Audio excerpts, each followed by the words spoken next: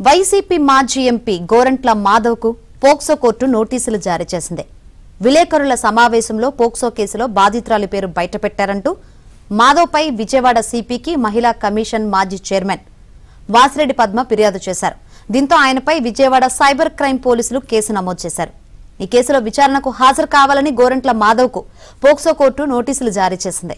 ఈ అంశానికి సంబంధించి మరిన్ని వివరాలు అందించేందుకు మా ప్రతినిధి ప్రసాద్ సిద్ధంగా ఉన్నారు. ప్రసాద్, శంకర్ వైసీపీ మాజీ ఎంపీ గోరంట్ల మాధవ్ ఈ రోజు ఆ పోలీసులు విచారించిన నోటీసు ఇచ్చినట్టు తెలుస్తోంది. ప్రధానంగా ఇటీవల 2024 నవంబర్లో ఒక మహిళ 24లో ఒక మహిళకు సంబంధించి అత్యాచార ఘటనలో బాధితురాలు పేర్లు వెల్లడించకూడదనే నిబంధన ఉంది. అయితే ఆ రోజు రాజకీయాల కారణంగా టీడీపీపై అపనెట్టు ఉద్దేశంతో ఎంపీగా ఉన్న ఆ గోరంట్ల మాధవ్ దీనికి సంబంధించి ఆ బాధితురాలు పేరు కూడా ప్రస్తావిస్తూ పలు మీడియాలో ఇంటర్వ్యూ కూడా ఇచ్చారు.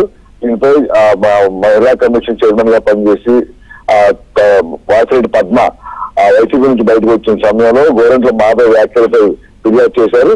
దీంతో దీనికి సంబంధించి సైబర్ క్రైమ్ లో కేసు నమోదైంది. ఇటీవల కాలంలో ఆ సైబర్ నోటీసులు అందుకున్న గోరంట్ల మాధవ్ విజయవాడ వచ్చి ఒకసారి విచారణ కూడా